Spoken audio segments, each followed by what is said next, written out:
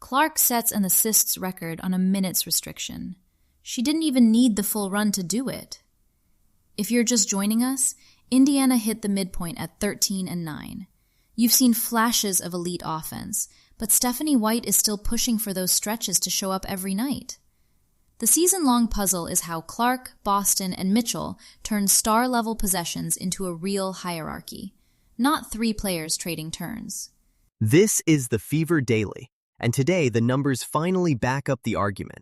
A record, an MVP piece, and a 34-point statement. Where do we even start? This one's from Hawkeyes Wire.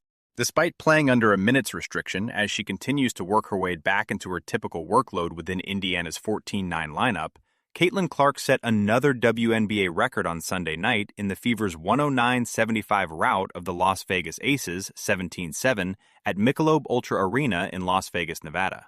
600 assists in 72 games, fastest ever, and she did it on a minutes cap. 24 minutes, 7 dimes, and the record still falls. But set the record aside for a second. The number that matters is 109-75. That's a 34-point beating of a 17-7 Aces team with A'ja Wilson on the floor. Las Vegas walked in with the best record in the league, and Indiana hung 109 on them. That lands as a statement win, not just a feel-good one. And here's the fun part. Clark hit the milestone on a dish to Monique Billings. So the consistency test we've been waiting on gets its loudest answer yet.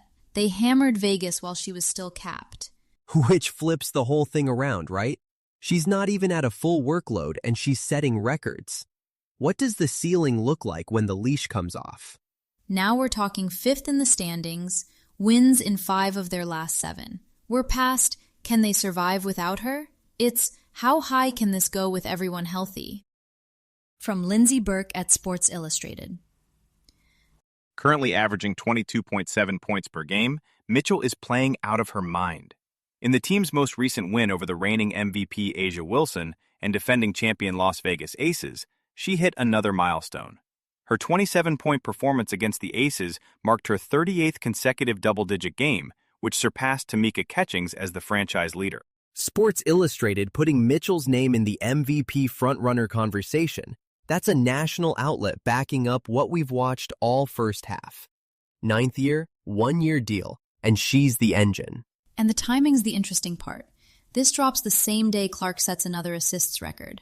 Does Mitchell's case survive the news cycle, or does the assist number just swallow it whole? That's exactly my worry.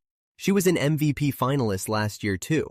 Back-to-back contention on a 1-year deal is a serious sustained run, and it keeps getting treated like a subplot. Here's the front office tell for me. They re-signed her in the offseason before anyone knew Clark's return would open a window like this. 3 games back at the midpoint, and Mitchell's the reason that number's that small.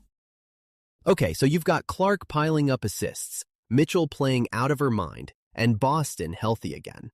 But do 3 legit half-court weapons actually create a clear hierarchy?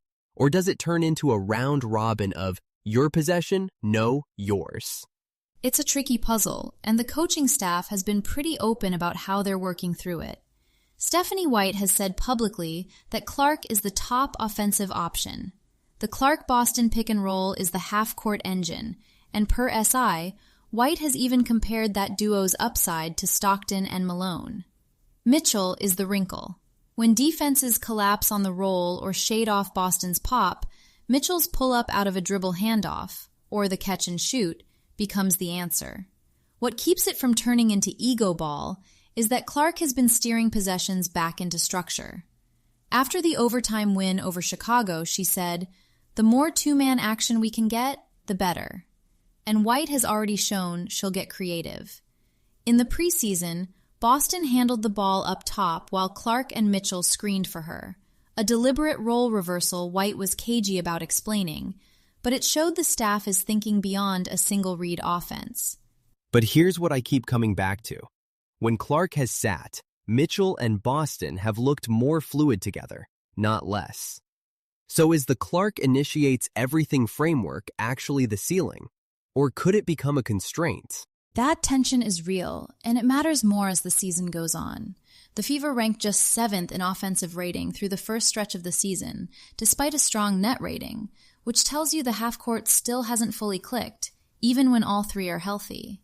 The version that lasts is probably Clark initiating, then willingly handing the keys to the Boston two-man game in the fourth quarter, with Mitchell staying in motion off the ball instead of waiting for her turn. If White can make that read-based instead of play-call-based, that's the developmental piece for this team. If you like following the Fever day by day, try World Cup Morning, a daily 2026 FIFA World Cup recap with results, standings, storylines, and the arguments you'll have all day. Find it wherever you listen to podcasts. Next up, Indiana returns to Gainbridge Fieldhouse on Wednesday, July 15, against the Golden State Valkyries. Tip-off is scheduled for 7 p.m. Central T on USA Network. You'll find links to every story we covered today in the show notes, so tap through to the ones you want to spend more time with. That's Indiana Fever Daily Podcast for today. This is a Lantern Podcast.